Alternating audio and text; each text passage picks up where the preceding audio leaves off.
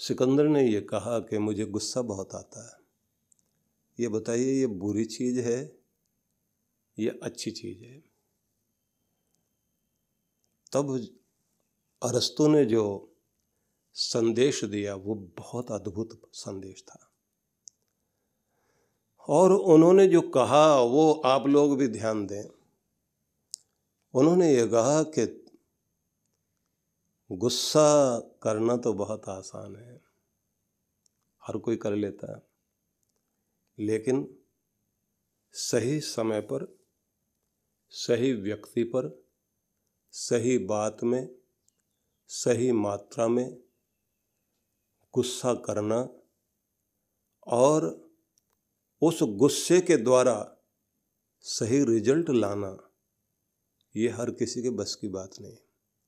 और जिसे ये करना आ गया तो उन्होंने कहा, सुनो अलेक्जेंडर, वो दुनिया को हिला सकता है, वो बड़ा काम कर सकता है, क्योंकि उसको ये मालूम है कि मुझे सही मात्रा में, सही व्यक्ति के सामने, सही बात पर, सही समय में किस तरह से, कौन सी बात कैसे कहकर अपने क्रोध को प्रकट करके परिवर्तन लाना है।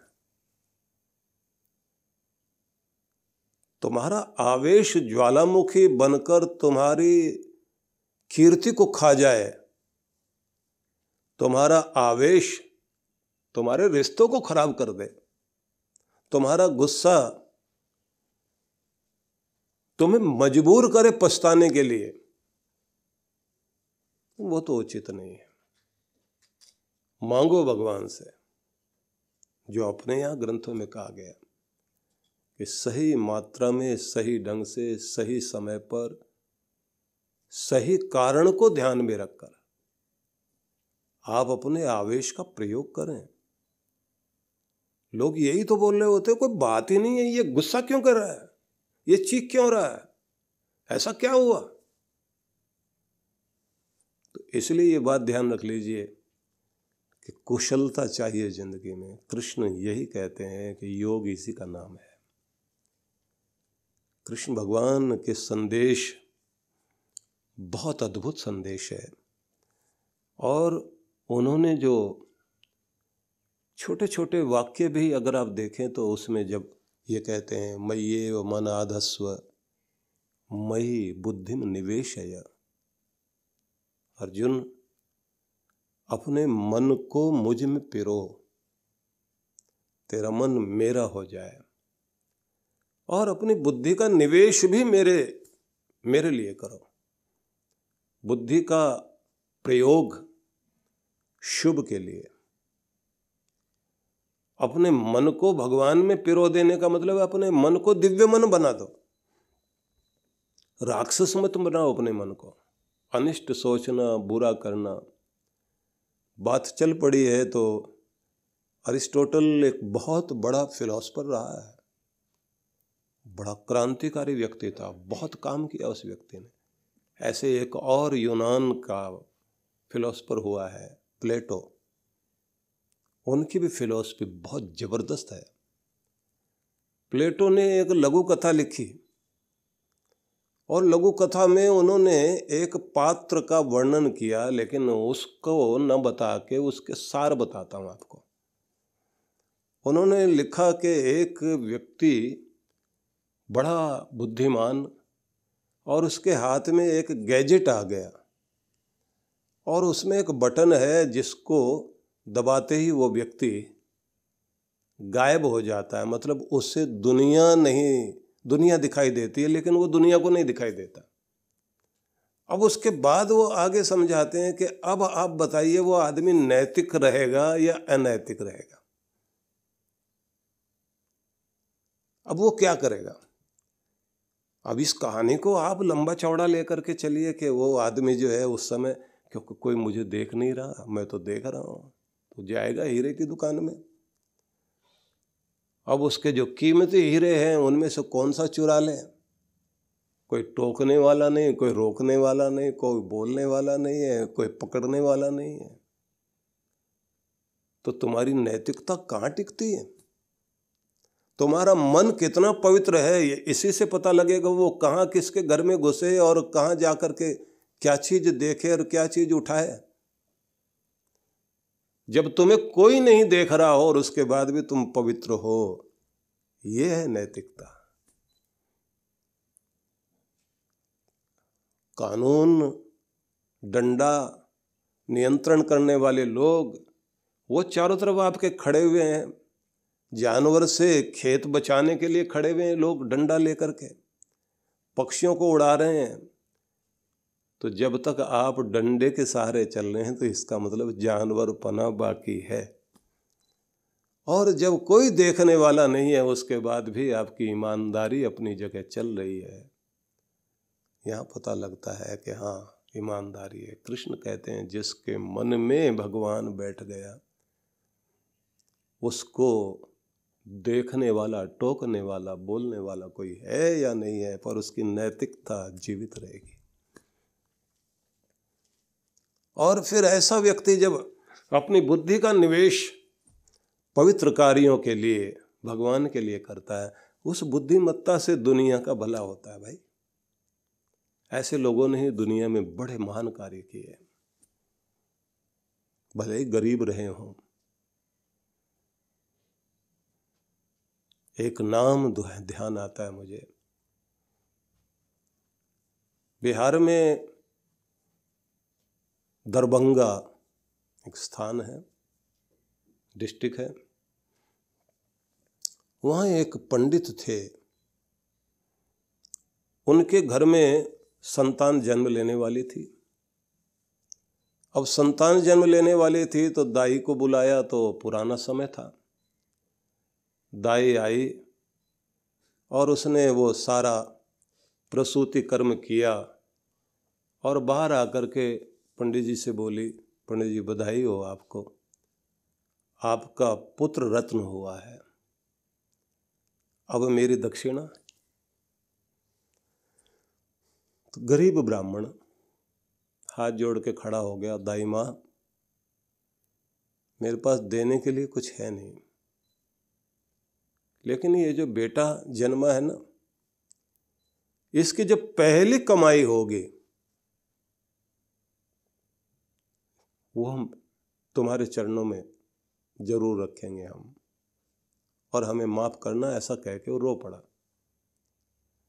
वो दाई ने कहा कि रोते क्यों भाई, एक सेवा थी कर दी मैंने, और क्या बदला चाहिए। मेरे से अगर तुम्हारे घर में कुछ सहयोग हुआ है, मैंने फर्ज पूरा कर दिया। वो चली गई। अब इन्होंने अपने पंडित को, अपने बच्चे को पंडित ने पढ़ाया खूब, लायक बच्चा बना, बहुत लायक बच्चा। और अभी वो 14 वर्ष का रहा होगा बच्चा, शायद शिव शंकर नाम था उस बच्चे का। तो दरभंगा के राजा अपने रथ पर बैठकर चले जा रहे थे और मंदिर के बाहर ये बच्चा निकल करके मंत्र पाठ कर रहा था। उसका मंत्र पाठ सुन के अच्छा लगा राजा को, तो राजा ने अपना रथ रोका, उतर करके चला। तो उस बच्चे ने राजा की तरफ देख करके और कुछ श्लोक बोले। राजा पूछता है इनका अर्थ बताओ, तो इन्होंने अर्थ सुनाए। वो इतना गदगद हुआ, बोले बेटा मुझे ऐसी चीज जो दिल को छू सके पहली बार किसी ने सुनाई है, मैं बहुत खुश हूं। और उसने वापिस मुड़ा, अपने रथ में जाकर एक सोने के थैली उठाई और बच्चे से कहा अपनी अंजलि ऐसे करो।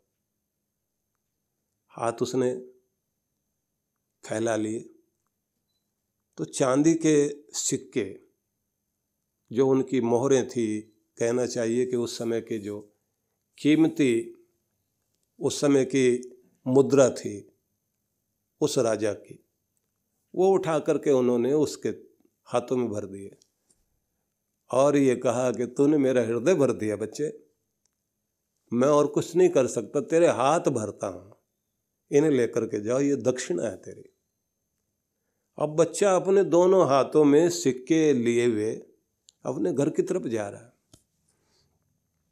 और उससे पहले गांव के आसपास के लोग वो भागते हुए घर में पहुंच गए। उन्होंने कहा, देखो पंडित जी, तुम्हारे बेटे ने राजा को प्रभावित किया।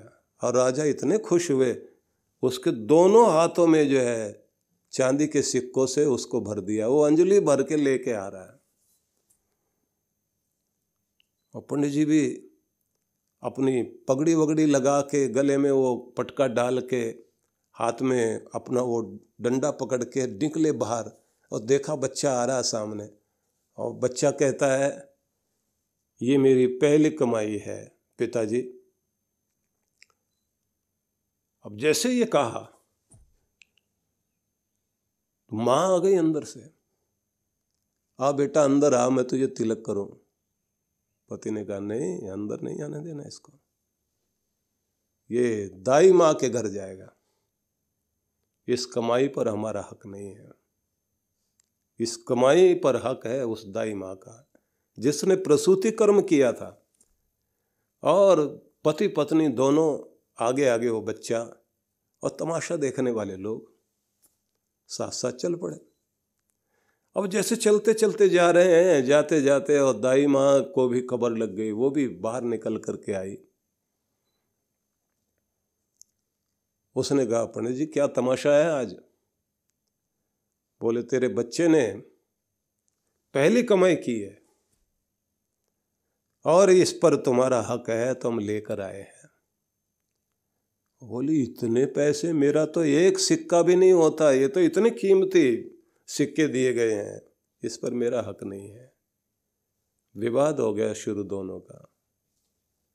पंडित जी, मैं जानती हूँ आपके घर में गरीबी है, अब मेरा तो काम चल ही रहा है, अब बच्चे की कमाई आप यहाँ लेके आ गए, और वो भी इतने सारे पैसे। अपना मकान सुधारो, अपने घर का की दरिद्रता दूर करो। ये कहते हैं कि दरिद्रता तो उसी दिन दूर हो गई थी जब मेरा बच्चा मेरे घर में जन्म ले गया। बाकी हीरे जवाहरात मुझे नहीं चाहिए, मेरा काम चलता है, मेरा बच्चा लायक है, पर इसकी कमाई पर पहला अधिकार आपका है। इसलिए आप लोग इकट्ठे हो गए, सरपंच आ गए, विवाद चल पड़ा। वो देना चाहता है, वो लेना नहीं चाहते। आखिर में फैसला हुआ कि देखो पंडित जी तो लेंगे नहीं, इनका संकल्प है, अब इससे कुछ शुभ काम हो जाए। दाई ने वो पल्ले में ले लिए, और उसके बाद आप जानते हैं कि दरभंगा में एक तालाब की जरूरत थी। उस शहर के अंदर एक तालाब खुदवाने का काम शुरू हुआ, और लोगों ने उसका नाम दिया दाई का तालाब। इतिहास बन गया। दुनिया में ऐसे उदाहरण कि किसी का मन परमात्मा में लगा है, धर्म में लगा है, और बुद्धि पवित्र हुई। कमाने वाले तो बहुत हैं दुनिया में, लेकिन ऐसा शुभ करने वाले लोग दुनिया में बहुत कम होते हैं। इसलिए कृष्ण की गीता साधारण नहीं है भाई। मैं तो एक एक शब्द सुना रहा हूं आपको, कितने सारे वाक्य बोलता जाऊं, आप पकड़ें। आप सबको मेरी बहुत शुभकामनाएं। आप लोग बहुत अच्छे से मिलकर कार्य कर रहे हैं। एक शब्द था जब विवेकानंद के जीवन में, क्योंकि निराश थे और अपने आप निराशा में इतने भर गए थे, सोच रहे थे कि जीवन का कोई अर्थ नहीं। पाठ करते हुए एक व्यक्ति को सुना, स्नान करते हुए बोल रहा था, नहीं कल्याण कृत कश्चित दुर्गतिम तात अधिगच्छति। ये शब्द सुने, कल्याण करने वाले व्यक्ति की कभी दुर्गति नहीं होती। तो कल्याण के मार्ग पर चलता है तो तेरी कभी अधोगति नहीं होगी। इतना ही सुनने के बाद वो वापस चल पड़े और बोले, जब मेरा मार्ग ही कल्याण का है तो मुझे निराश नहीं होना चाहिए। गीता अद्भुत है भाई, पढ़ो, आपके सबके घरों में होनी चाहिए। देखिए विश्व विख्यात संत परम पूज्य श्री सुधांशु जी महाराज के पावन सानिध्य में भक्ति सत्संग कार्यक्रम रूपरेखा शुक्रवार दिनांक 23 सितंबर 2022 समय सायं 5 से 7 बजे तक। भक्ति सत्संग कथा स्थल Takshashila auditorium Maheshwari public school sector 4 bus stand के पास जवाहर नगर जयपुर। आयोजक विश्व जागृति मिशन जयपुर मंडल। संपर्क सूत्र देखिए विश्व विख्यात संत परम पूज्य श्री सुधांशु जी महाराज के पावन सानिध्य में भक्ति सत्संग कार्यक्रम रूपरेखा। प्रथम दिवस शनिवार दिनांक 24 सितंबर 2022 समय सायं 5 से 7 बजे तक। द्वितीय दिवस रविवार दिनांक 25 सितंबर 2022 प्रातः 9 से 11 बजे तक एवं सायं 5 से 7 बजे तक। कथा स्थल RK community centre Madanganj Kishangarh Rajasthan. आयोजक पूज्य सिंधी सेंट्रल पंचायत मदनगंज किशनगढ़ राजस्थान। संपर्क सूत्र भारतीय संस्कृति यज्ञ की संस्कृति है और इस संस्कृति में सब कुछ प्राप्त करने के लिए यज्ञ करने का विधान माना गया है।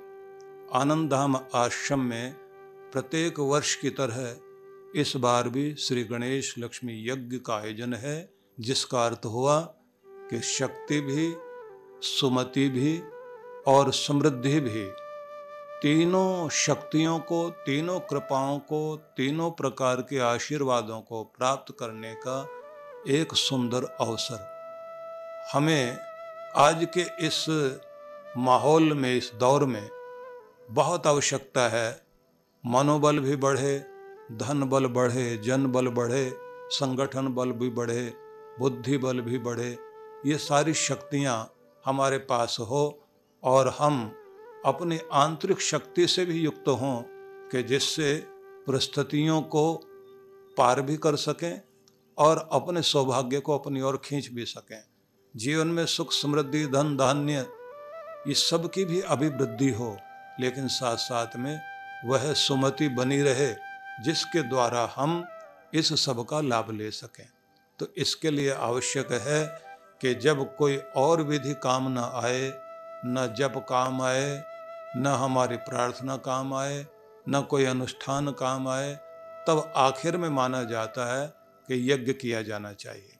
तो यज्ञ करने के लिए फिर ऐसा अवसर जहाँ यज्ञों की हर दिन आहुति, यज्ञों के द्वारा आहुति हर दिन दी जाती है, ऐसा स्थान, ऐसी तपोभूमि, ऐसी यज्ञ भूमि, आनंद धाम की भूमि, जहाँ पर हमारे वटुक ब्रह्मचारी हर दिन यज्ञ करते हैं, जहाँ पर हर दिन पाठ होता है, हर दिन भगवान का अभिषेक होता है, हर दिन ही यहाँ साधना होती है। ऐसी गुरु भूमि में प्रत्येक वर्ष यज्ञ होता है और उस यज्ञ में भी जब गणपति भगवान का भी यज्ञ हो रहा है, लक्ष्मी माता का भी यज्ञ हो रहा है, तो ऐसे में हमें एक अवसर और मिलेगा कि हम अपने श्री यंत्र की प्राण प्रतिष्ठा भी करा सकेंगे और जो हमारे पहले से ही हमारे पास श्री यंत्र हैं उनको और जागृत करते हुए संकल्पित यजमान भी बनकर अपनी आहुति दे सकते हैं। एक सुंदर महान अवसर है जिसका लाभ हमें लेना ही चाहिए और ये भी हम मानकर चलें कि इस यज्ञ के द्वारा ही, अग्नि पूजा के द्वारा ही हम अपने समस्त देवताओं को प्रसन्न कर सकते हैं, क्योंकि कहा गया है स्वर्ग कामो यजेत, स्वर्ग के कामना वाले व्यक्ति को यजन करना चाहिए।